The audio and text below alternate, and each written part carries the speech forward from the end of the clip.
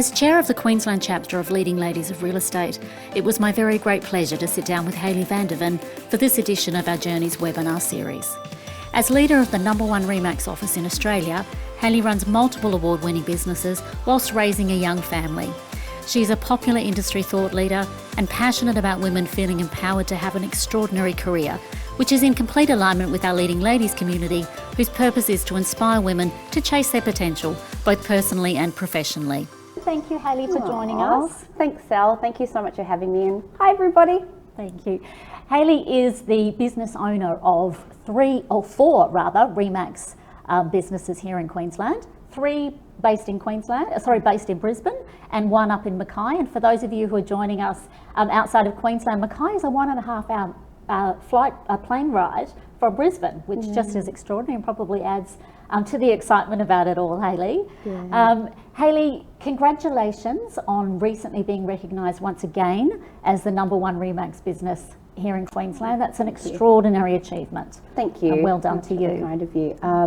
We've been really lucky with our journey with the growth of the offices. I know that, it's nice to come off the market that we've seen, so it's definitely back to reality now. But we've got some fantastic new business owners that are successioning me out in Mackay, which is exciting. A local couple out there which are really digging in now and making their mark on the community. So it's big transition time for me and lots of exciting things happening, and I'm excited to be here to share it with you today. Thank you.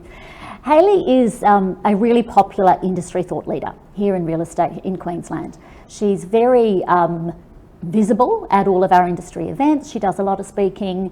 She's got a real non-partisan approach to the way this industry trains and new agents to the industry, as well as existing agents. We're so delighted to have you here. Thank you it's for having such a me. pleasure, and thank you for saying yes. No worries. So we're going to explore Hayley's journey thus far, because there is plenty more to come, I'm sure. It's only just the beginning. Yeah, you're a very passionate supporter of women in this industry, of empowering women in this industry to really achieve their potential, and that's a wonderful alignment with the Leading Ladies community ethos. So let's get into it. Thank you. I thought we might start, Hayley, if we can go back to teenage Hayley. What were your aspirations and your dreams for what your career was going to be? I thought I was going to be a police officer. So for anybody that's trying to hack, my life, that's always a good key question. What did you want to be when you grew up? And I really, truly did. I started doing criminology, and straight out of school, I thought, okay, I'm going to have a year off, and I'm going to go back to New Zealand, and I'm going to go and do my degree.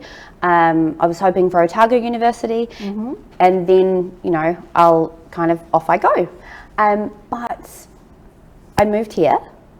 And I never went back, which is a bit crazy, but kind of little Hayley, or like young Hayley, really, really just went to school to play netball and eat my lunch. I had a great time. Fabulous. I played lots of sport, which I credit to lots of, my team building abilities these days. But honestly, I was a pretty average student. Even now, I kind of, push towards street smarts rather than really smart, but in saying that, I just think it's that grit and determination and drive and all of the things that you probably get from growing up in the country. Absolutely. You cannot underrate street smarts. Yeah, That's pretty powerful. totally. Yeah. So tell me, how old were you when you arrived here in Australia? I was 17, so I was turning 18, and I remember being at Auckland Airport, flying out, and my dad kind of, giving me a hug goodbye, and I'm crying, and my mum's bawling because she's like, oh, she's leaving, and my dad saying, oh, you'll be back, I'll give you 3 months, and I was like, yep, see you, Dad. And you think about those moments now, and I vividly remember that, and just thinking, when it got really tough in those early years when you're really homesick, I remember being like, no, I'm not going home, he's not going to be right. Yeah. So it was probably a big gift. I think that speaks so much to courage and independence. I can't get my 20-year-old to pick the clothes up off his floor, and you moved countries on your own at 17. I think it was just like opportunity awaited, and lots of kids that grow up in New Zealand, it's such a tiny country, and you're kind of as you grow up, they talk about moving to Aussie and then, you know, traveling the world. And it's so common for New Zealanders to go on OEs and never come home. And that's certainly, you know, what my journey looked like. So how did you get into real estate? What attracted you to this industry? Well, I was really fortunate. One of my mum's friends worked at a Ray White on Bribie Island, and when I got here, I kind of landed with my best friend who was living in Caloundra, and I was presented with the opportunity to become a receptionist or a sales cadet. Yeah, so as soon as I was 18, which was like a month later, then I was able to, you know, get my sales registration and start, you know, my cadet journey. I think I mentioned to you with Kylie Fallon, so it's, yeah. I look at that now and go, oh my God, that was 20 years ago. Yeah, that takes me back. Kylie was, she was a champion. She's a great young woman. And so what did that role look like? What did that involve back when you're 17 or 18 in real estate as a cadet? What did you have to do? You know what's funny? I look at the associates now that are in our business, because effectively it's kind of like a ground up role. So that sales cadet started on reception, did, you know, property management, did, you know, like contracts, grunt work, cleaning the rubbish bins, doing the dishes, running to get, no, trust me, there was no running to get coffees back then. It was making coffees in the kitchen for the salespeople. Instant, yep. Everybody had their Nescafe. And you think, you know, like there was just anything and everything that anyone in that team needed was your job. So it was like, okay, go and get my car washed, go and, you know, put up these signs, go and put up the directional boards, whatever they needed. It was a really ground up approach. And I think that was really nice for me because I got to learn every single spot in the office. I had a little 6-month stint in property management, which actually served me incredibly well as a salesperson, because it taught me all the legislation and the on the ground things, but it also gave me an appreciation for property managers and what they actually did, because I think sometimes without that context you think, you know, like couldn't be that bad, or, you know, what do they do all day, or whatever it may be. But I was really lucky to have that at the start. So it was, you know, the program was supposed to go for 12 months, but I think a few of us lucky cadets got to extend it out to 18 or 24. And that was just such a blessing. I look back now and, you know, at all the times that I would call Kylie and be like, I don't know if I can do this. You know, I can't put up with this anymore, or that salesperson was mean to me, or whatever it may be. And she was really that guiding force to be like, you know what, you know, it's a bad day, it's not a bad life. You know, you've got to remember what's important to you, and have you spoken to your principal? And yeah, that was having that guidance, and I guess that voice of reason that was external was a very powerful tool. And I attribute that definitely to that stickiness in the first difficult, you know, 12 months, you know, like, or the first 18 months, or when you're doing your time, you know, it's like being an apprentice, right? Yeah. There must have been moments when you thought, oh, I can't do this. It's too hard. I don't want to be knocking on doors. 100% every day. I don't want to be going to look for, you know, like market reports. I don't want to be cold calling. I don't want to do any of those things. Like all of the things that, you know, like the excuses that you tell yourself, or the self-talk that you have that talks you out of a certain situation. Yeah, absolutely. All of those things ran through your mind. But I also laugh now when, you know, like you get an excuse, or you be like, oh, what are you up to? Oh, I'm just, you know, at an appraisal. Oh, cool. Where are you? Oh, I've just had to duck home, you know, and I'm like, oh, you're asleep. You know, like, I was like, have you been napping? Oh, no, blah, blah, blah. And it's like, well, because I did all of those things. It's like, I would have fired me 10 times over. You know, you just, oh, gosh. Yeah. If you think back to that time, you know, maybe a bit of scar tissue, is there something that you wish that you knew then? Yeah. You know, that you could share with somebody else, perhaps who's new to the industry? Yeah, I about do. Sticking it out. And I think that's it. It's the big picture, and it's knowing what you want at the end of the day. And, you know, just knowing self-belief, I think, is the one thing, that it is tough to start, but nothing that is easy is worth it. You know, and that's so true, because you think about the lessons that you learn and how hard it is to go and present when you're 19 years old and go and talk to somebody about selling their house. Now, regardless of if it's a $500,000 unit, it's $1 million. Like, I remember we used to have canal properties on Bribie then that were, you know, above the $1 million, and I would just dream of one day being able to, you know, sell that kind of product.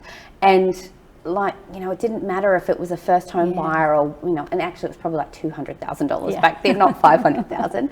But you look at those situations and you think to yourself, if I had known now, you know, how much value and how much work and how much work ethic and grit that you would bring to the table, I think that would have been a nice reminder, because there's plenty of self-doubt in sales, and as much as we put on that bravado of we've got this, do we really believe it? Yeah, good point. You did say to me, I think you said to me, that you kept a diary. You started keeping a diary, or writing down the things that you were seeing in the industry that you weren't proud of, and you wanted to make sure that you didn't carry forward into your career. Well, that was a Kylieism.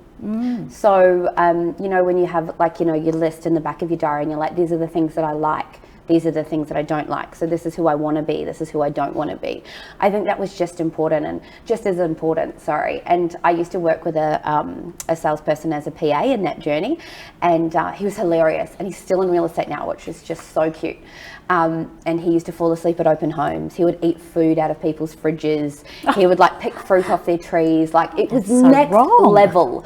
And I used to just jot them all down. I'm like, don't eat food out of people's fridges. Don't fall asleep at open homes. Really basic things that you would think, oh. But one, it gave me really great stories for later on in the piece, but it also gave me really, really good social proof of the fact that you actually don't have to be that good. You just have to be consistent. Yeah.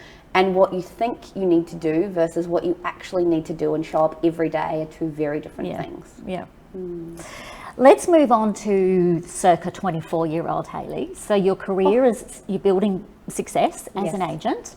And I think this is when you realise your ambition is growing as well. What were you doing at this stage? What did your career look like at 24? So I'd been selling. Yes. Yep. I'd been selling then for 6 years, and I'd kind of realised that something that I know now is that I'm never truly happy, which is a terrible thing that I've really got to work on, from a self work perspective. But I'm it's not that I'm not happy, I'm just when is enough, right? So I'll be I'm doing this, and I think I'm at that point now where I want something more. So I'm enjoying selling, but what's more? And when you're 24, sometimes that can be a bit of a limiting belief around what a 24-year-old deserves, or what they think they deserve, or what you really want. But in that situation, I had asked my principal if I could be the licensee of one of his offices. And I had the most nurturing, amazing, incredible principal. He, I think early in my career, I didn't realize how good I had it, because I didn't have any reference point. But I look back now and I'm like, oh, Dennis Price, what a man. I love that man. Yeah. I could not have had a more nurturing and amazing principal, really. But at that point, he said to me, oh, kitten, you're just not ready. And I wasn't ready. I 100% know that now. Yeah. But to hear that again, it was just like my dad saying to me, you'll be back. Yeah. So it was like that little, So although at the time it hurt and I was really deflated and absolutely devastated, the reality is he was probably right, but it was just the kick up the backside that I needed to kind of take my career to the next level.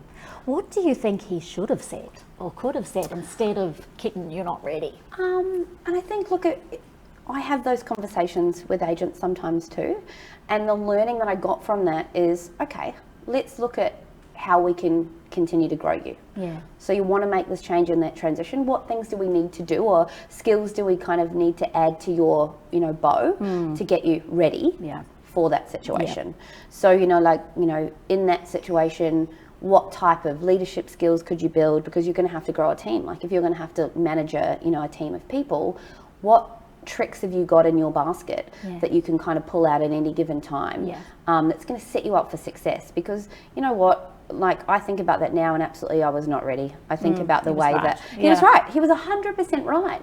But I just learnt the hard way instead of kind of being in that situation where I could have learnt and gone into those situations with a different set of skills. And I've tried to take some of those learnings in my business, and in bringing people into my business, I've been okay, great, what are the steps that we need to take to get you ready for this next piece of your career? Fabulous.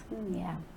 So you were on the radar of other agency groups at this stage, and no doubt you were getting multiple offers and being approached constantly. So something did pique your interest, and it took you out of his business I got an offer to have my own little business. No paperwork signed, or like the offer of a JV, putting like, let's build this business from the ground up, and this is what it will look like. And it was a great opportunity for me because it was enough. It was not extra money. It was nothing to do with that. It was a title. And like you see lots of people do, they think, oh my gosh, this is a wonderful opportunity. And it absolutely was a wonderful opportunity because it's a huge opportunity for growth. But funnily enough, I didn't move for money, and I did not move for culture or anything like that. It was literally a title and an opportunity to grow. Yeah.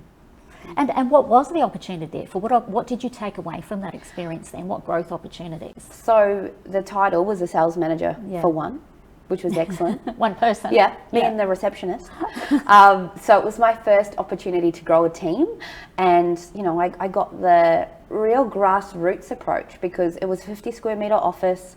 It was just me and the receptionist. So it was like, okay, so how am I going to start to grow market share in this space? How am I going to start to build a business? How do I recruit? And I taught myself, which was crazy because I look at that now and think, what a silly way to learn. Like, why would I not have, had I have known what I know now, would I have invested in a coach? Would I have, got a mentor? Would I have, done all of those things to kind of,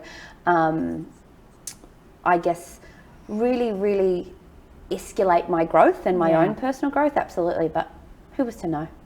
But it's probably a really important stepping stone along the way. And you talk about the difference between, we often talk about the difference between managing people and leading people. Yeah. And I imagine this was your foray and your step into learning how to manage people before you got the experience to be a genuine leader. Yeah, and I think, the next step for that was to go into, again, a really cool title, Network Performance Manager, which is for a couple of offices, and it was just helping the principal build those teams out while I was still a selling agent. That was always my primary role, was listing and selling, which was great. But we were able to kind of, really grow that office to awesome market share and get a great footprint there. It's not there anymore, which is really sad. That was LJ Hooker Sandstone Point. Oh, okay, everybody knows Sandstone Point now because of the Sandstone Point Hotel, but back then we had like a really great little office there and an awesome vibe. A few of those agents are still in the industry, so hi guys. I still have wonderful relationships with those guys, and I think about the way that we built that team, and it was so small and so tight, and we were a really great team. And now you would call it an EBU with selling people, but back then it was just a little office, and the ability to kind of really personally grow. And it's building blocks, isn't it? It's just, one experience leads you to the next experience and onwards. Absolutely. Right. Lots of hard knocks along the way. Beat the lesson into you. So I think from there, correct me if I'm wrong, I think from there about, 4 years or so, you then ended up in Mackay. And so you really were, an elite performing agent at that period in your life. Yeah, I think it was a opportunity for me to follow my husband. He was working up there, and the great part about being part of a big network is they're everywhere, right? So it was excellent. I was able to slot straight into an office up there. They had a program called Captain's Club, so we all knew each other and we'd met each other before, and it was a great opportunity to stay connected. And one of the things I love being part of a network is that it's not just about you, you're part of something bigger, so that was really nice. And I had 2 years up there. Unfortunately, my marriage took a massive turn. I always laugh about you don't move to Mackay to save a marriage, you move to one to lose one. But that's again some growth. Good growing. Good lessons there. But that was another opportunity for me to understand a totally different piece of me, moving to after having 10 years in one patch where you're really well known, you can't even go to IGA without running into 3 or 4 people that you've sold for, and then to go to a brand new marketplace where you knew nobody and you had to start from scratch, when the market was starting to I think they were buying their houses for $600,000, and you know, by the time they were finished building them, they were worth 480. Oh, it's so heartbreaking. It was heartbreaking, but it also gave me the context around working in a marketplace that, you know, difficult conversations and really set me up for success, I think, about, you know, when you look at having those difficult conversations with your vendors and knowing, you know, how to position that conversation so that people still, you know, they don't walk away feeling that like they've been stabbed in the heart. That this is the next step that they need to move on. Yeah, care and compassion. Care and compassion, and just being authentic to who you are as well, and, you know, sharing that that moment with people. Hard market to be in, but as you know, they don't stay like that forever. No. And I think, correct me if I'm wrong, but I think here is when you did kind of achieve your ambition to be a licensee in charge? Yeah, well, I was the licensee in charge in Sandstone Point, and then when we moved to Mackay, they just needed one in the Mackay beaches. But again, just a title, no responsibility, just a great opportunity from my perspective to feel really good and validated.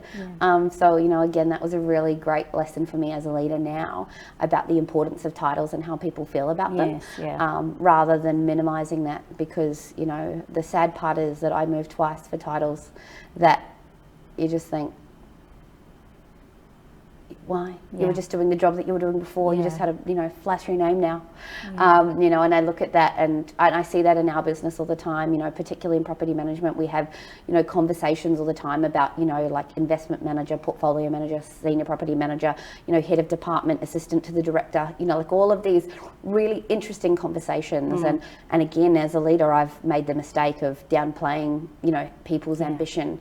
And what drove them? Was it money? Was it a title? Was it, you know, like success? Was it recognition? You know, and being able to model that on my own experience. I think you're being hard on yourself though, because self-awareness is something that we grow into, I think. I don't think we're necessarily just born with a huge degree of self-awareness. Oh, sure.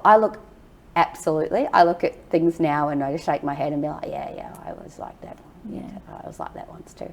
You know, I do, and particularly, you know, things with, you know, younger people in our team, I often laugh because I'm like, that's very cute. You've just had a very big night and you do need to come to work the next day because that's what you do when you're a grown-up.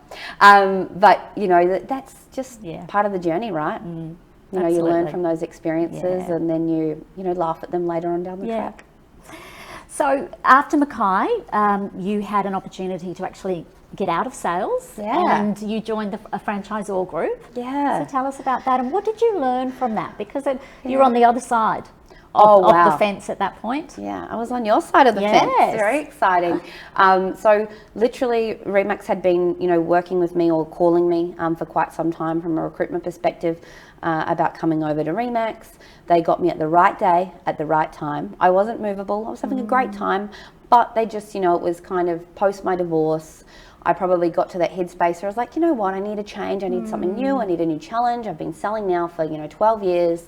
You know, maybe I could do something else. And I don't know what that looks like, but, you know, I seem to like manifest these things that just fall into my lap sometimes, and just at the right time.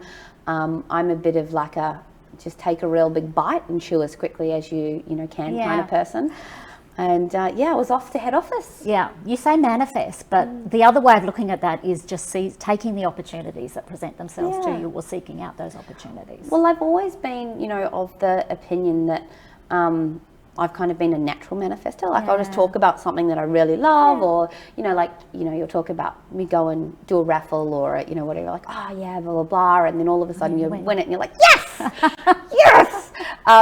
But for me, I kind of look at that situation and think it was an amazing opportunity. And I could have said no, but saying yes was like a sliding door moment that completely changed my life. So I moved back to Brisbane. I met my husband in the last week that I was in Mackay, which was hilarious because I didn't really like him that much on our first date. It was a Wednesday. But, you know, it was nice enough. Nice enough. Sorry, Dan. Sorry. Everyone knows Dan. So they were like, oh, of course he was. But, you know, I look back now and I think, had I stayed in Mackay, where, you know, I had great friends by that time and wonderful opportunities and was just starting to build a really great little business, you know, it would have been fine. You know, but it was a good opportunity to try something new. And I jumped into the head office role in franchising, kind of with both feet, I had an incredible leader there, Keith Walker, who taught me so much about leadership, but so much about myself. Yeah. And like one of the things that really sticks in my mind is I used to go in and be like, because I was new to franchising, right? So I'd go in and I'd ask him like 1,000 questions, and he'd like look up and he'd be like, "Yes, Hayley." And one day he very succinctly said, he's like, "I don't know why you come in here and ask me all these questions, because you know all of the answers, and you're just, like, you need to trust yourself." Yeah. And it wasn't put like that, but that was the paraphrase. But what a gift. It's a gift to to have somebody like that in your life and in your corner. Such a gift. And we still talk all the time. Like, he and his wife are still incredible mentors of mine. And I've thanked him a million times for that conversation, because I have those conversations with our team now. I'm like, you know what you're doing. Believe in yourself. Back yourself in. I will back you. Yeah. That's why you're here. But you need to back yourself. Yeah. And, they do. And, sometimes you fall flat. Sometimes you nail it. Yeah. But you learn along the way. So you had a couple of years with the franchisor, and then probably the biggest opportunity and risk, excitement presented itself to you. Yeah, I had a baby while I was at head office with Dan. Turned out I did like him a little bit more in coming months. But when I came back from maternity leave, I was selling Deborah Evans' business in Morningside, the Remax Results business that is still there 27 years later. And I think I just sold myself into it. Yeah. So, after a couple of false starts, the opportunity presented itself for me to purchase the business with a partner. And again, I kind of came home to our place in Tenerife and I was like, "Babe, should we buy the office at Morningside?" And Dan said, "Where's Morningside?" And then the next day we started the due diligence process and purchased the business. So talk about being like a D-type personality, quick decision maker. We bought that business, and at that time I think it had 4 agents in it. The existing owner stayed on as a conjunctional agent, which was such a blessing. And again, I almost inherited another incredible mentor on my journey. Yeah. I guess Deborah, has been around for forever and a day, and she's a real, she's a powerhouse. Yeah. Even to this day, like she's successioning her business with her boys, and I often just have moments of like such adoration, for Deborah and the business that she built, the footprint that she created, but also just the legacy that she's created there. And it's a good example for me about, how teams can succession out successfully too. Yes. So I use all of those. Yeah. Yes. Why wouldn't you? Yeah. Can you remember, what was the overwhelming emotion? Was it fear or excitement? Terror. Yeah. Absolute terror. All of a sudden you've got debt, you owe somebody money, and it's not just the bank for your house now, like you've got no plan B, right? Yeah. So you were all in, and I didn't have any support around this. It was, there was no other option but success. Yeah. And there was plenty of potholes, plenty of things that I walked right into naively. I remember, once our financial controller got scammed. And she sent $30,000 from the general to Bali or Thailand, I think it was. I remember just like, all the blood rushing out of my face and being like, "What do you mean it's payday tomorrow? Yeah. Like, what do you mean?" It was insane. And, walking into Deb's office and just saying, "I don't know what I'm going to do." Yeah. And her saying to her PA, "Could you just pop down to the post op and check the mail? We're just going to need a minute." And just closing the door, pouring me a wine, and then just talking some sense into me. What are we going to do? Like, compose yourself, and all of those moments where you just think, how the heck did we get through that? But you do. And I imagine there's still moments like that. It's not somebody scamming $30,000 out of you, but as a leader, there are challenges every single day. Oh, absolutely. Everything is always on fire all of the time, and it's just like, what are the biggest fires? So it doesn't matter how process driven, how streamlined, like anybody's businesses are. The truth is, and it is the truth, that at any one time there's always 1,000 fires raging, and that is business. Because it's never ever going to be perfect. And I think that that's just a realization that you get, and as you go along, it's like when you first start selling, right? Every knock hurts you. Yes. So much so that you almost wonder some days how you're going to get up. Yeah. And then after years, you know, selling, something crashes, you're like, you know, it sounds bad, but you're like, it's only money, we can always make more. Yeah. You know, there'll be another buyer there, there's plenty more fish in the sea, all of the, you know, things that we repeat to ourselves to, you know, get through those struggles. It's the same in business ownership. Yeah. The longer you go on, the more resilient you get, you know, and things pop up. You get a solicitor's letter, this person's suing you for that, blah, blah, blah, and you're like, what? You know, and as you go on, you just become more measured about those types of things. So it's just more resilient to the knocks. So one office, you started obviously with one office, now you have 4. You have circa 80 people, a team of about 80, would that be right? Yeah, we like expand and contract. I mean, our teams grow quite rapidly as well. Yeah. So I think, you know, with the change in the market, we may have just be closer to 100 now. But, you know, there certainly last year in the market when it was, you know, really buoyant, or the year before, we're probably up to 120, 125. Yeah. And that's because obviously teams change, dynamics change. We've changed the structure of our property management team substantially. We've encouraged a lot more offshoring, which has obviously been, you know, helpful to our bottom line, but also to, you know, having extra, you know, people on team. But I look at that now and think, would I have done it differently? Mackay was, you know, the next year, so 2017 was Mackay. It was almost accidental, that growth, which sounds ridiculous, but I just had all this repeat and referral business coming at me, and it seemed like such a, you know, like easy kind of like, oh, why I'm just wasting all these opportunities here. And Joel tapped me on the shoulder and said, House, you can't have an independent. You need to turn this into an office, because we were kind of managing it remotely. A friend of mine from LJ Hooker had come across, and, you know, like it's real funny because like we had a property management business from the back of her studio. And people would like rock up at her back door to pick up their keys, like dodge, so dodge. Oh my gosh! But you know that was what the incredible Mackay business, which is like, you know, it's like $5 million in GCI now. But like you think now, back then it like literally started, you know, and I from think the back of a studio. Yeah, from the back of a studio, and really great customer service and awesome relationships, and you know, something outrageous like calling people back. Yes. Like, oh, can you imagine that agents would do that? So we were really, really fortunate in that journey, but it certainly paved amazing dividends and taught me some great lessons. And I know from talking to you, I admire the way that you equip yourself with new skills if you need it as your career is changing. Can you tell us about business school? You went to business school. What did you take away from that? How has that contributed to your business? I think that's really shaped me as a human, and the way that I approach situations. Because I'd only ever been a salesperson, I had no idea how to run a business when I bought that business. Not a skerrick. So fun. And I took the opportunity to join BDO Financial Education.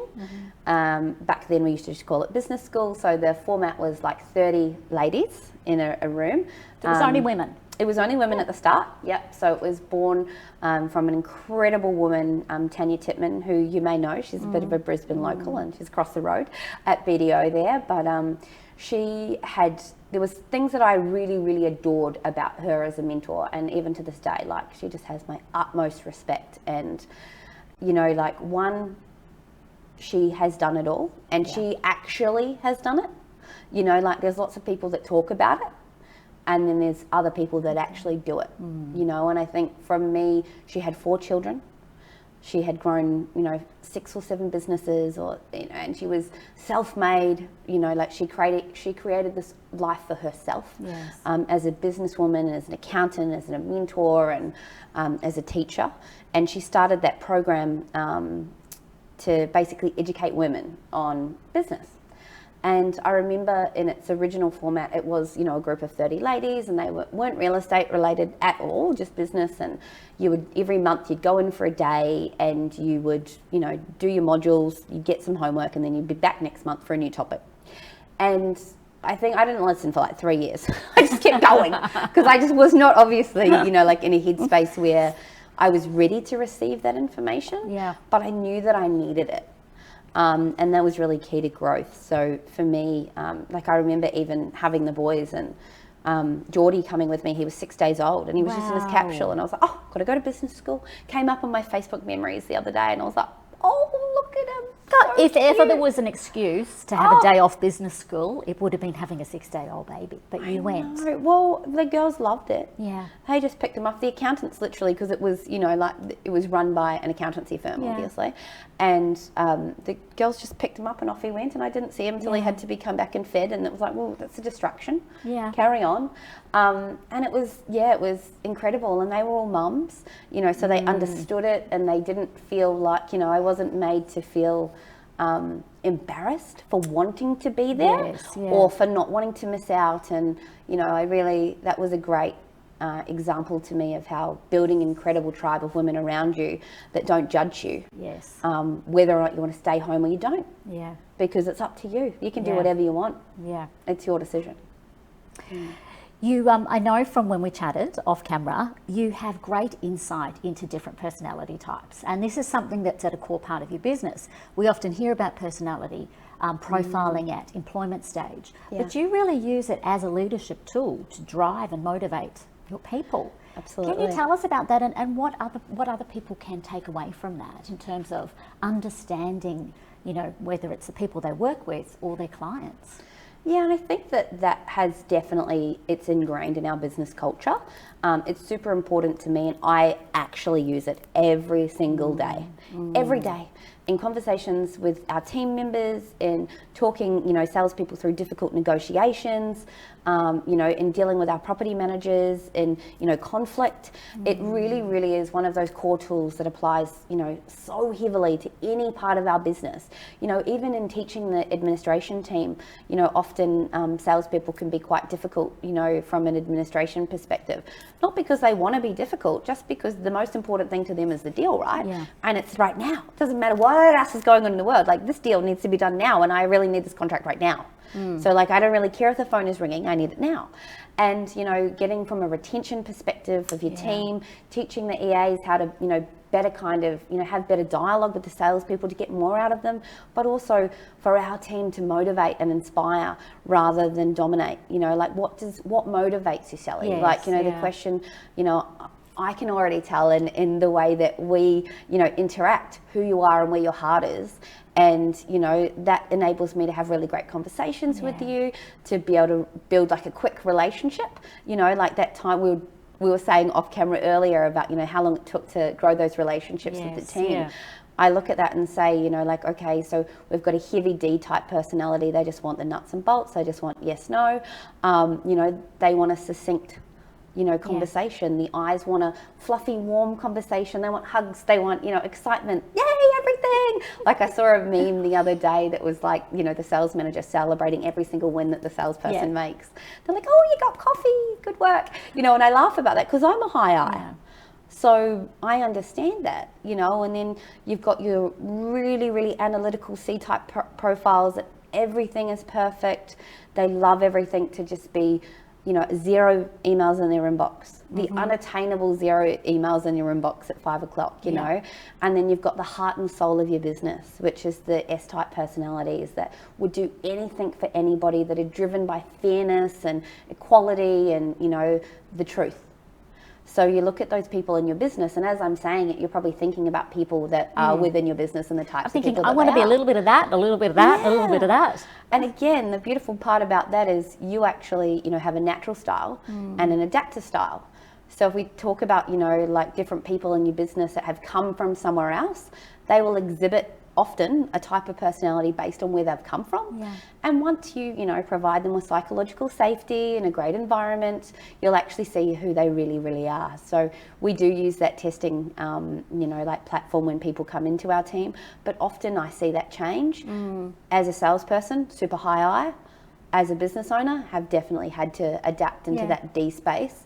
Not naturally, but mechanism to survive, right? Sometimes you have to be decisive, you have to make quick decisions, you have to do those things. They're not something that you'd naturally feel comfortable with, or Julie Davis will talk about being in flow, and that's exactly the same thing. There's all of these tests out there that there'd be colors and the blue and the red personality, and they're all the same thing.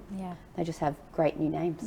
I love it. I'm definitely going to look into that. Oh, really, you really will not turn interests back. me. You will not turn back. Really interests me. Yeah, and I'll often, Sarah and I will joke about how to get the calf in the barn. Yeah. And the first question is like, okay, well, what personality type are they? Yes. What motivates them? Yeah. Like when we talk about how to get the calf in the barn, what's going to get them excited about jumping out of bed? What's going to get them excited about picking up the phone? Yes. Good question. Yeah. If you know that, by the way, just type it in the chat. I'd love to know. But the reality is that those things help us grow better, stickier, warmer, more connected teams. And I think without them, we wouldn't have half the retention that we do, because we've got a lot of people that have been in our business for a long time. That have been with me from day one. You think about, we were just talking about Kylie before we jumped on, and I think about what an incredible human she is and how naturally she adapts to people's personalities, because that's who she is as a person. And lots of salespeople do it innately, but the science behind it is fascinating. Yeah, absolutely. Now, you work with your husband. You mentioned Dan's in the business. Yeah. And that's the case for quite a lot of people in this industry. They might work with family, with their daughters, sons, husbands, partners. How do you navigate the boundaries or the line between personal and business? You're the boss in the office. Yeah.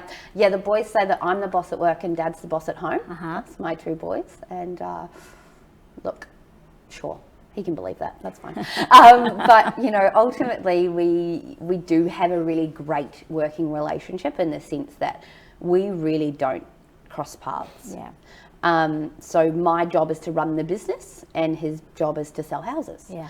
And he does that. He does his own thing. He's a conjunctional agent, so he runs his own business inside of our business, which I think also makes it, our business model is very business to business anyway. Yeah. So it's kind of return and service, and also my leadership style is kind of lead to serve rather than lead to dominate. So the conversations are different, but I let him do his thing because he knows what he's doing. He doesn't need me cracking the whip and turning into a psychopath. Certainly not in the office, and definitely not at home. But that's been something that I think we've done quite well right from the start. It was really church and state. My job is to run the business. That is, and if you asked him now anything about the business, he wouldn't even probably give you the answer, because we don't talk about it. He focuses on his lane. And if I needed him for advice or an opinion, I would ask. But other than that, we don't even have like a monthly meeting with like a whatever. He's like, it's your business. You do what you need to do. And he just gets on. Well, I can see what he's doing. But if I was to check on him, he'd kill me. So it's like, from our perspective, I think that's been really healthy and key but also, and I get this in feedback sometimes from agents that I recruit into the business. There is nothing worse than a husband and wife bringing their personal baggage to work 100%. And how that destroys a culture of a business. So being mindful of that, again, just taking those learnings from other people and, kind of laying that down in the business has been super important, because there's nothing worse. Yeah, well, you obviously do it very well. Look, I'm sure there's some days where I'm like... I drive around the block a couple of times before going in, before walking through the front door. I am lovely. Now, you've mentioned your boys, Cooper and Geordie, so they're quite young. 8 and 4. 8 and 4. So that's tough. How do you manage that balance between, I don't want to say juggle, I don't like that word, but you've got to get the balance right between work and home and make sure that you don't miss out on anything. I saw a post that you did on social a couple of weeks ago. I loved it. Could have been anything. No, but you talked about how your team supports you around that balance and making sure you don't miss anything in your family life. And they sit down, I don't know if it's the beginning of the year or the beginning of the month, and pencil out time in your diary. That's not negotiable, that's your family time, depending on what the boys have going on at school and their life. So it really does take a village to raise a family, I think, and we see this in this industry. We've got some wonderful ladies that I know in our network that where their whole team have pulled together to help them in the early years when the kids were little to manage it all. And it is so true. It does take a village, and you know, like, it doesn't matter if it's, you know, someone in your team having your back, you know, and running to get the kids when you're in an appointment, or you know, there's been all sorts of situations in our business where our team has really kind of helped my life from falling apart. Yes. When I say, you know, your life from falling apart, you're here, your son's, you know, the school's called and he's sick and he's got to go. He's not really sick. Yeah. It's just, oh, I've got a sore tummy. And then imagine that 10 minutes later they're fine because they're sitting on the couch in the office with an ice block. Yeah. I'm bouncing around like there was not a problem in the world. Yeah. But the ability to have a team that supports you like that, you know, just the small things like somebody reminding you it's book week. And, you know, like, I mean, in the early days, there was lots of moments where I would have Geordie in the office with me because, you know, like the business is still quite new then, and it really it revolved around me being the kind of heartbeat of the business. Now we have a little bit more flexibility, but we're 7 years in, so, you know, thank Christ we have a bit more flexibility. But in those early stages when the boys were super young, you know, there were so many things. MK, bless her, would literally have Geordie while I'd go to appraisals. He'd be asleep in his capsule before he could go to daycare, and that was reality. There's been different times when we've had nannies in the business. You know, the beautiful thing about being self-employed is obviously, you know, you get to employ these people that can assist you in the, you know, like in the whole scheme of things, and having a personal assistant, you know, having somebody that, you know, in the early days could really hold things together for you is key. And finding those people that, you know, is rare, because great people are rare. And, you know, when you get them, holding on to them is so important. But, you know, also as you go, like, you know, you've got different seasons in your life, and I have now learnt to understand that, you know, again, it's like the unachievable zero in my inbox. Sarah almost died before because she saw the 1,000 unread or voicemails that are unlistened voicemails. I just return people's call. I don't listen to voicemails, just if ever, you know, you're awaiting one, I'm sorry. But the reality is that, like, you know, at different times in your life, you need different things. And sometimes you need more support than others. Sometimes, you know, you need, you know, like, and you go through different challenges. Like, I think about how much time and love and support was afforded to me when my mum was sick with cancer. And I look at that now and I think, how did none of my salespeople leave? I was like gone for a year. I was at the hospital at the RBH, like, you know, and you just think, they stayed because they knew where your heart was. They knew you authentically as a person. They wanted to support you through that rather than, you know, running for the hills. And, you know, having that key team around you was the part that kept the business going while I wasn't there. Yeah, it was incredible. And I think that's a really important message, that surround yourself with the right people, and you can do extraordinary things. Absolutely, and that's been another huge learning for me this year, understanding what my capacity was around scale, and having someone like Sarah come into our business, and you know, the ability to, you know, offload so many things, but also bring somebody along on that journey, and, you know, help to build them, you know, into what you want, but also what they need, you know, to kind of take the business to the next level, and you know, effectively everybody's careers, because it's a great new stepping stone for me too. Absolutely. What is your proudest career achievement to this point? Oh, wow. I don't know. I heard you say one just before, Sarah. Did you? Oh God. Oh yeah. Oh well, I won't repeat that. But no, I think, you know, for me, there are moments, there's so many proud moments. Yeah. And, you know, in 2020, I started working in the Sherry store, and one of the things that she taught me to do was like reflect. Yeah. So that's something that I didn't really do before. I didn't stop to smell the roses. I just kept going, oh, what's next? What's next? Yeah. What's next? What's next? Yeah. And every quarter, when I do a reflection on the last quarter, on the last 90 days, you know, I would then have moments that I'm like, you know, what are the things that I'm proudest of? And so at any given moment, there's all sorts of things. And sometimes it's like daily gratitudes, right? Some days they're small. Yeah. And some days they're huge. Yeah. But the acknowledgement of those things enables you to go, okay, there were some good days. Yeah. You know, particularly when you feel like you've been run over by a bus. It's really nice to reflect on those things. So I don't know that I have a proudest moment, but I have a collection of really, really proud moments, and usually they revolve around seeing people grow and seeing, you know, others achieve incredible things, but also, you know, seeing people develop into, you know, like. You must be proud, like a parent.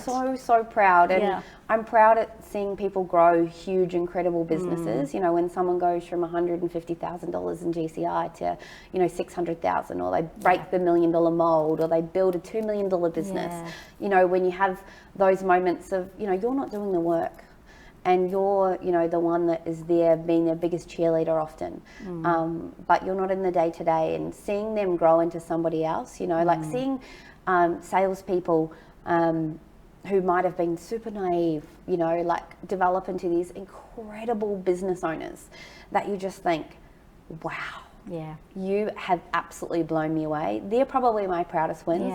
I love seeing our team get up on stage. I love seeing, you know, like Kylie being number one for the last 6 months in the country. You know, I'm incredibly proud of her, because, you know, she probably never stops to be proud of herself. But I will be madly proud for her in the moment. You know, you just can't recreate those moments, you know, and it's just nice to, you know, share those with people, because they deserve it. Yeah, absolutely. So what fills your cup outside of work? Oh, is there a thing? No, Wine? Yeah, I'm a Grey Goose drinker. No, I guess, like, I'm really, really lucky to have amazing friendships, beautiful people. Along the way, I've collected this, you know, like tribe of just incredible women that, you know, I'm really privileged to have as call my friends, that I can call, and lots of them run their own businesses. So, you know, it's a different conversation, which I really, really enjoy. But, you know, Sundays are for the boys. That was one of my, like, stipulations, and, you know, kind of the new me was taking that time for the kids and really making this year. Like, I've been on more, I think Sarah landed here and I just went on holiday like 6 times. I've been, you know, I've just, every year that I missed out on a holiday as I've been growing the business, I've taken this year. So thank you very much. But, you know, that was massive for me too. You know, actually having time with Dan. We had our first holiday together. How exciting, no children. How I know. wonderful. We went to Hawaii. Yeah. And when I say holiday, like, I don't just mean weekend away. Like, we had, you know, and we still like each other. Yeah. That was incredible. I know that's always a goal on my board every year, is to, you know, stay married. And people laugh, but, you know, once you've been through a divorce, you're kind of like, sure, it's goals. Yep, that's an achievement. And I always have so much admiration for couples that, you know, particularly couples that work on in the industry that have been together for like 30 years or 40 years. I'm like, you love what you do. But, you know, that outside of work, I used to play netball. Now I'm old, broken, sciatic nerve. Hardly. So I was like, oh, well, I've been trying to do Pilates, which is hilarious, but, you know, I'm like that uncoordinated person. Yeah, that was going to be my next question. What do you do for self-care? Yeah. I really, really have tried to drink more water. Yeah. You know, like, to eat better. Yeah. I'm terrible at that. You know, I've had some time at Gwingana, which was amazing. Yes. You know, just even like switching off the tech. Yeah. You know, that 4-day detox was almost like death, but I do it again and again and again. Yeah. Even just switching off from your phone, like being away. I remember I had a salesperson that left during that time, and our team were like, oh, good God, Hayley's not here. And, you know, like nothing actually burns down No. when you're not there, but it's just how you feel about it, right? Yeah. And they handled it so beautifully. Yeah. They were so great about it. And, you know, that really just confirmed to me that I was like, Yeah. we're going all right. They know what to do and what you would consider one of the biggest like disasters Yes. of your Yeah. business. So it was Yeah. great. I always think for me, my girlfriends are my self-care as well. Yeah. And Oh, you've mentioned it, absolutely. you know, that tribe that we have around us. Love a margarita. That we can, Del. exactly, Yeah. we can just sit down, chat to, vent. Yeah. They support us through good and bad. Absolutely. Yeah. So important to have them and to have that regular connection with them. It really is, and I feel that more and more, like, you know, as the kids are getting older as well and you have more time to yourself, Yeah. that is key. You know, having those good group of girlfriends or those, you know, the people that you can talk to when, you know, you're just having a bad day. Yeah. Because not every day is, you know, wins. And it's nice to be able to have them like pick you up and dust you off occasionally. Yeah. Even if you're going to have a cry in the car. Yes, absolutely. And don't you think the wins are sweeter because of the challenges that we also have? If we never face challenges and we never experience disappointment or defeat, then we wouldn't know how good success is. Absolutely, and I also think, you know, the thought process to me, and as we build out our teams and our businesses, I often, you know, say to the girls, like, I don't want to be at the top of the mountain all by myself. It's no fun when you've got no one to Yes, celebrate yeah, with, yeah. you know, so it's really important that, you know, when we are lifting the team and when we are growing the team, that we're growing all of us, Yes. you know. You know, it sounds really cliche to be like there's no I in team, but the reality is that there's no fun Yes. in being there all by yourself. Yeah, absolutely. You want to share that with other people. Yeah, grow together. Yes, yeah. And my last question, because I like to ask this one at the now I'm end, nervous. is what keeps you awake at night? You know, I don't know, some people call it the 2 a.m. club, but what is it that keeps you awake at night? My oldest son has got ADHD, right? And I think to myself, like, and at 2 a.m, never Google. You know, and that's the stuff that I do. Like, you know, I feel like the business and, you know, where we've kind of got to from a, you know, growth perspective and people perspective and all of those things, I know that that's all on track, but it's the Yeah. personal stuff that keeps me awake at night. Like, I think about him and how I could help him or better support him, or the love or the time, or, you know, like the lessons that we could teach him. And it's, Yeah. you know, like that's the stuff that really keeps me awake at night. I just worry about, you know, what life has in store for kids, and, you know, in this kind of age of social media. And he's incredibly smart, but he's also just, you know, he just walks out of school and walks home. Yeah. Puts on the telly. Yeah. I'm like, where's Cooper? Oh. I'm like, great. Oh, He's no. at home, is Yeah, he? Great. yeah. I better rush around and check Yeah. on him. And there he is. Yeah. So, yeah, you know, things like that, they absolutely scare the crap out of me. Mum life. Yes, it is mum life, isn't it? I can't and they control grow that. up, and then the Yeah. challenges change, and sometimes some challenges get easier, some get harder. So challenges implies hard, but you know the worries. Sometimes the worries Tell me it gets are better. different. Sal. Tell me It it does gets get better. It does get better. But then you come full circle, Hayley, and you get they're 23 and they're 20, and it's Anthony and I just again. And sometimes you just want them to come home and sit down at the dining room table and tell you about their day, and they're too grown up for that anymore. So enjoy every moment now. Yeah. I wanted to say, sorry, one last question. One last question. You have been a fabulous supporter of Leading Ladies from the very start. So what do you like about this? What do you see as the value in us creating a community like this? Look, the thing that I really love, and this is, you know, largely owed to you and your passion for this space, Sal, is that, you know, this isn't just you being brand centric. You know, this is ladies. Yeah. You know, and it doesn't matter if you're with Ray White or you're with Remax or you're with Harcourts or wherever you're from. The ethos is about collaboration and building a community. You know, I don't think of myself as a feminist. Yeah. I think of myself as a peopleist. Yeah. And for me, I don't really care if you're a guy or a girl. That doesn't matter to me one iota. But what I do see is what I've experienced, you know, a lot of times in my career, and often, you know, the thing that I remind myself of is that, you know, it's important for us to role model, you know, the behaviours and the things that we want to see. You know, they joke about being the change that you want to see in the world, right?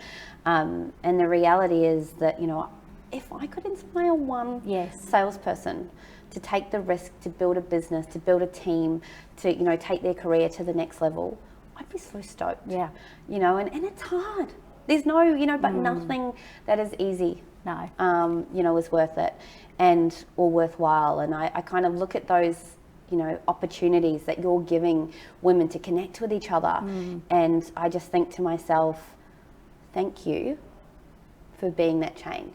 Thank you for doing something, for not just talking about it, and for taking action in a space where, you know, we have, like, if you look at the demographics of people that sell real estate, like, it's probably just as many women. So it's not a minority. But when we move into them building businesses and teams, and then building big teams and big businesses, the pool gets a lot smaller. It does. And, you know, like, some female leaders in the industry, and I've been so incredibly blessed to call them my mentors, have shown me, you know, like, and done exactly that for me.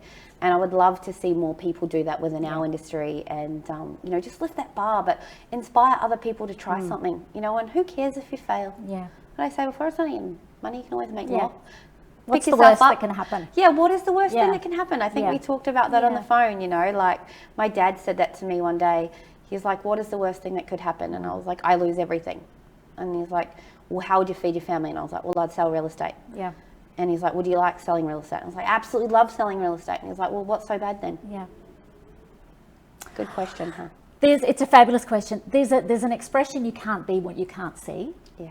So thank you, Hayley, for saying yes to opportunities like this. Well, thank you for so having that me. you can be seen and you can inspire and challenge other people in this industry, not just women, but you can challenge people in this industry to have a hugely successful career. Yeah. We just thank you sincerely for joining us today for this month's Journeys webinar. It's been you. such a treat. Thank you for having thank me. you to everybody who joined us online. We look forward to seeing you next month. And I didn't even say a swear word. Go me.